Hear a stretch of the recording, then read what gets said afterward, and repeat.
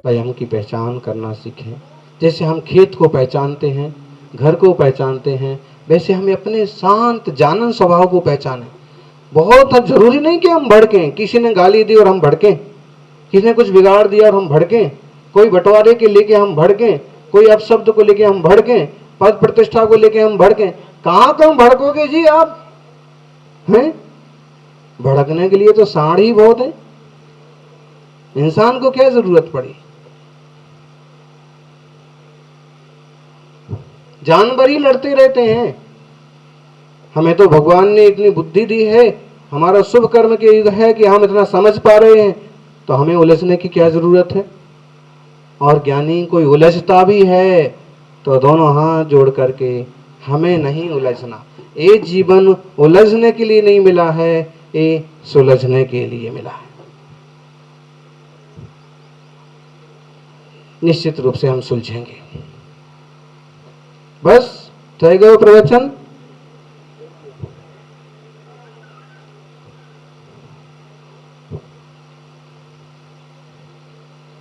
થઈ ગયો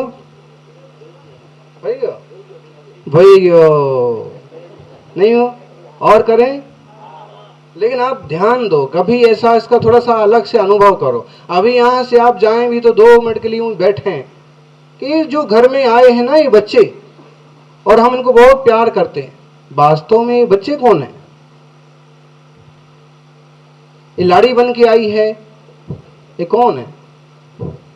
लोग केवल शरीर की तरफ से गिनते हैं, लेकिन हम कहते हैं कि वो तुम्हारे पिछले जन्म के कोई संबंध है कि वही जीव आकर के यहाँ वापिस इकट्ठे हो गए।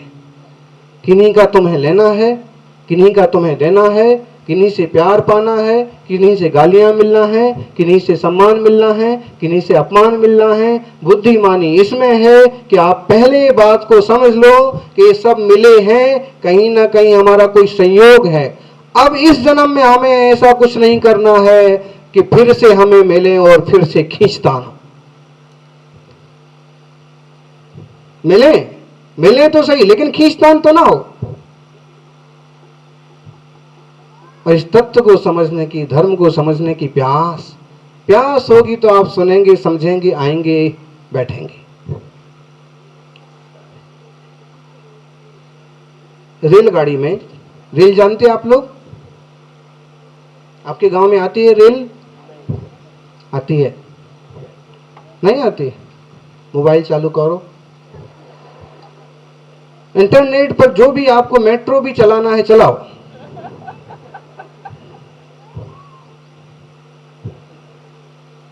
तो रेलगाड़ी नहीं आती होगी, लेकिन हम समझ रहे हैं एक उदाहरण कि रेल में एक बच्चा, एक किशोर 12-13 साल का, 14 साल का लड़का, कि अपनी पढ़ाई भी खुद करेंगे, कमाई भी खुद करेंगे, कि मम्मी पापा अस्वस्थ हैं कि नहीं हैं। और कोरोना के समय में तो बहुत लोगों का नुकसान हुआ है।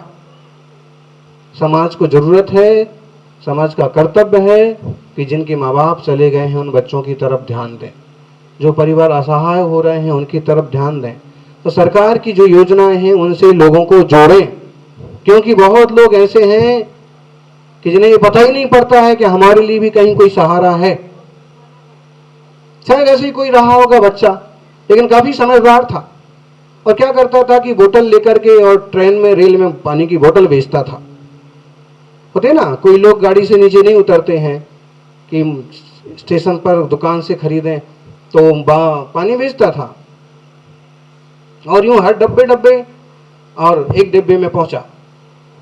एक संयोग की बात, वहां एक ऐसे सज्जन बैठे हुए थे कि जो लोग बड़े विचारशील थे और हर रोज कुछ नया चैप्टर लिखते थे कि मैंने आज क्या सुना, मैंने आज क्या देखा, आज क्या हुआ, तो दुनिया में कैसे कैसे लोग मिलते हैं, तो मुझे अपना क्या सुधार करना है, जो अपनी दैनिक डायरी लिखते थे। और जैसे वो बच्चा आया तो उनका भी दिमाग, ध्यान उस तरफ गया। What is this? ये क्या है? इतना छोटा बच्चा, 14-15 साल का, और फिर भी उसने आवाज लगाई, पानी पानी पानी। और भाई साहब की सीट के पास एक परिवार और बैठा था। उसमें से एक सज्जन ने कहा कि बोतल बेचेगा, पानी बेचेगा? भाई आवाज किस लिए लगा रहा, और देखना कितने की है। उसने कहा कि साहब 22 रुपए की। 15 रुपए में बेचेगा? बच्चा सिर्फ मुस्कुराया और आगे बढ़ गया। ध्यान देना, आप होते तो क्या करते? आपकी दुकान पर आए कोई इस तरह से भाव ताव करे, आप क्या करेंगे? माल निकल गया तो ठीक, ना निकला तो कुछ ना कुछ तो वो आगे बढ़ गया। जो लेखक टाइप के भाई साहब थे, उन्होंने विचार किया कि क्या हुआ, इस बच्चे ने कुछ भी जवाब नहीं दिया। कोई और होता तो कहता कि 20 रुपए में ले लो, 18 में ले लो, या कि भाई कुछ तो बोलता ना कि, और या फिर ये बोलता कि यार समझते नहीं हो, छोटी उम्र का युवक तुम्हारे सामने और सामान बेच रहा तो कुछ तो मजबूरी होगी, क्यों मखौल उड़ाते हो? कुछ तो बोलना चाहिए था ना। कुछ नहीं बोला है। केवल प्लास्टिक बेचने वालों से, रद्दी खरीदने वालों से भाव ताव करते हो, सब्जी भाजी वालों से भाव ताव करते हो, हैं? जरा सी बोतल लेकर के बेच रहा है उससे भाव ताव करते हो। ऐसा कुछ नहीं बोला उसने।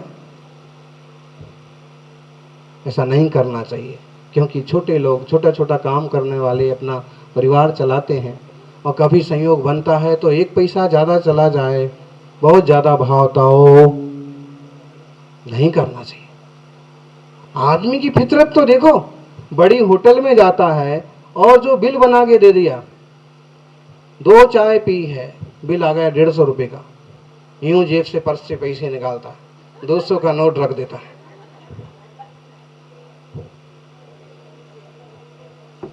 और वही धड़ी पर जाएगा, वही छोटे से चाय बेचने वाले के वो कहेगा साहब 5 रुपए की है, 3 रुपए का तो 1 रुपए की शक्कर, 1 रुपए की पत्ती, 1 रुपए का दूध हो गया ना, 3 रुपए रख पक।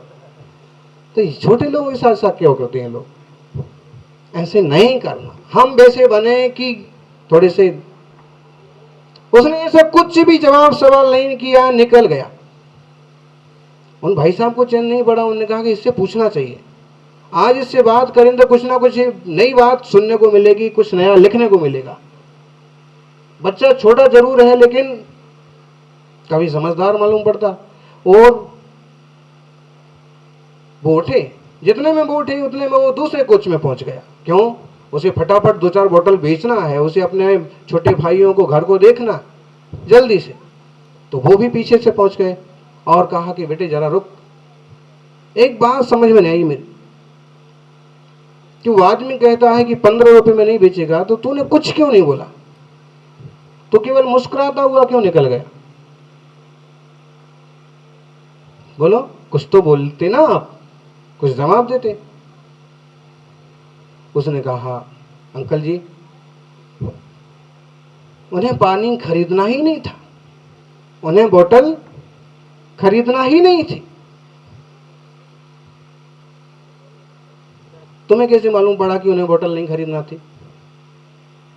अरे भाई, जब खरीदना होगी तभी तो पूछा उसने, तभी तो बोला ना। अगर बोतल खरीदना होती और जिसे प्यास होती है, सबसे पहले कहता है जरा बोतल देना, और सबसे पहले वो बोतल लेता है, बाद में पूछता है कि कितने रुपए की है।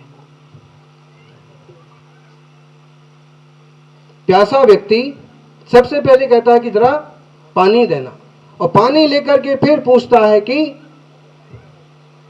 क्या कीमत थी। समझना, प्यास होती है तो हम बोतल की कीमत नहीं पूछते हैं, पानी पीते हैं। ऐसे ही तत्व की प्यास होती है तो हम साधुओं का रंग रूप जाति नहीं पूछते हैं, तत्व सीखते हैं, धर्म सीखते हैं।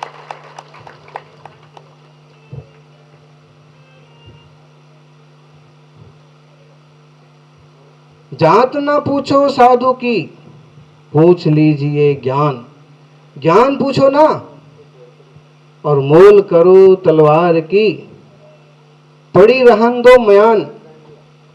म्यान से क्या होगा? तलवार कीमती है, ये म्यान है, ये बॉडी, शरीर, इसके ऊपर कोई पिछोरिया नहीं है, इसके ऊपर कोई रंग का कपड़ा नहीं है। इसके ऊपर किसी तरह का कोई लफड़ा भी नहीं है। ये फिर भी ये म्यान है, और म्यान की कीमत नहीं करना, कीमत करना तलवार की है। म्यान बहुत चमकदार हो, सोने की हो, तलवार उसके अंदर भोंथरी हो और युद्ध के मैदान में पहुंच जाओ, हैं मुथा से क्या होगा? सो थसे सो थसे सो थसे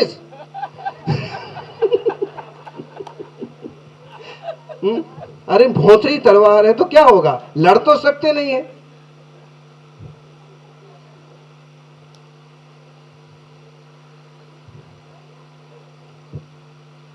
ऐसे ही तलवार पर ध्यान दो, म्यान पर नहीं। ऐसे ही तत्व पर ध्यान दो, रूप पर नहीं। ज्ञान आ रहा है, धर्म की बात सुनने को मिल रही है, सहजता से शरण स्वीकार करो और तत्व ज्ञान।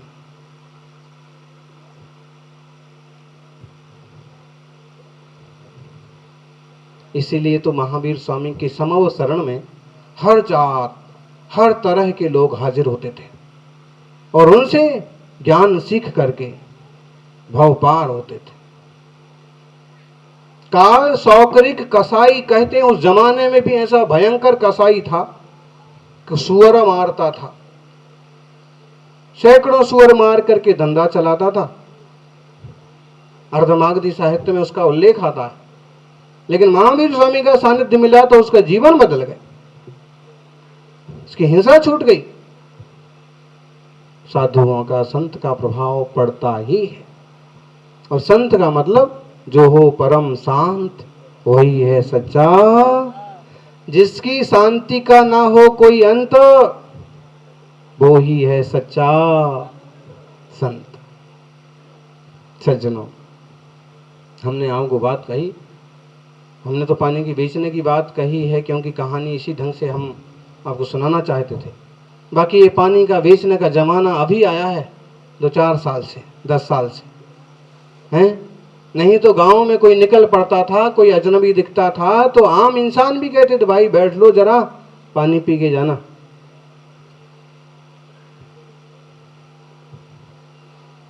और अभी हर चीज बिकती है।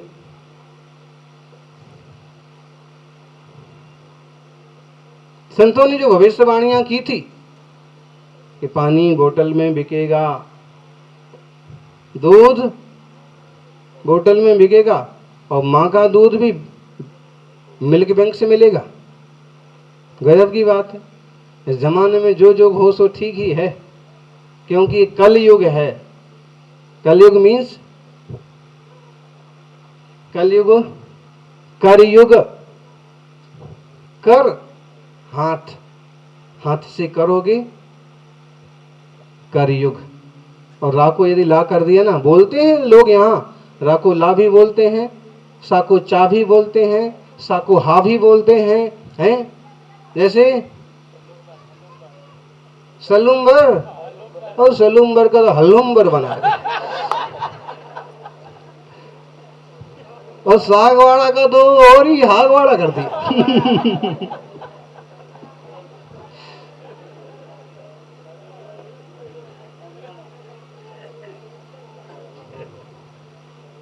गड़बड़ तो तब होता है जब एक इंसान आए कहने लगे महाराज छोरा है हागवाड़ा, हगाई करने जा रहे, हागवाड़ा हगाई करने जा रहे। हमने कहा तुम्हारे गांव में नहीं है क्या हगाई जैसी जगह है? अभी समझने की बात है, ये देसी भाषाओं का अपना प्रयोग है और इस पर हम हंस नहीं सकते। यही तो प्राकृत हैं, सा को हा बोलते हैं यहाँ पर। अब कोई ना समझे तो वो अनाड़ी, आप लोग नहीं, क्योंकि वहां की भाषा है। और साकू चा बोलते हैं। हम एक गांव में गए और वहां चमर बना हुआ था, चमर, चमर का फोटो बना था, उसके नीचे लिखा था समर सा। तो ये समर कहाँ से आ गया? ये भाषाएं समझना ये है कि बड़े बुजुर्गों ने किसी भाषा में कुछ भी कहा था, आज वो भविष्यवाणियां सच जैसी साबित हो रही। ऐसे जमाने में भी कि जब पानी बिक रहा है, इंसानियत की कीमत कम हो रही है, हमें अपनी इंसानियत को जिंदा रखना है, तत्व को समझना है, स्वस्वरूप की ओर मुड़ना है और कुछ ऐसा सत प्रयत्न करना है कि अब और अधिक संसार में ना भटकना पड़े। हमें अलग से और कुछ ज़्यादा कहने की ज़रूरत नहीं पड़ती। ये मुनि हैं, इनको कोई नहीं पहचानता है, तो भी जब ये ध्यान में बैठते हैं, यूं एरिया समिति से चलते हैं, तो लोगों को सहज रूप से समझ में आता है कि कोई ना कोई साधु है, ये संत हैं। और अगर कभी उसने देख रखा है तो नाम भी नहीं जानता है तो भी कहेगा कि भाई बड़े तपस्वी साधु हैं, भाई जैन लोग इनकी पूजा करते हैं। होता है कि नहीं होता? तो मतलब है आपसे भी हमारा ये कहना है कि हमारा नाम कोई जाने ना जाने, हमारी सूरत कोई जाने ना जाने, लेकिन हमारा आचरण हमारी पहचान बनना चाहिए। हमारी निर्मलता, हमारी शांति हमारी पहचान बनना चाहिए। कभी कभी हमारे साथ भी होता है कि हम कहते कि भाई आप जानते हो उदयपुर में एक वो आदमी था और एकदम शांत रहता था और बड़ा स्वाध्यायी था, अब हमें नाम नहीं पता, सूरत भी बहुत याद नहीं है, लेकिन उसके गुण थोड़े थोड़े याद हैं। समझ में आ रहा? किसी इंसान के लिए बोल सकते, बस आत्मगुणों के विकास की दृष्टि बनाएं और सारी बातें करेंगे। हम महापुरुषों के थोड़े चरित्र और कथाएं भी लेंगे। आज इतना ही समझ लें कि एक तो धर्म की और तत्व की प्यास जगाएं, केवल इंद्रियों के और कसायों के गुलाम न बने।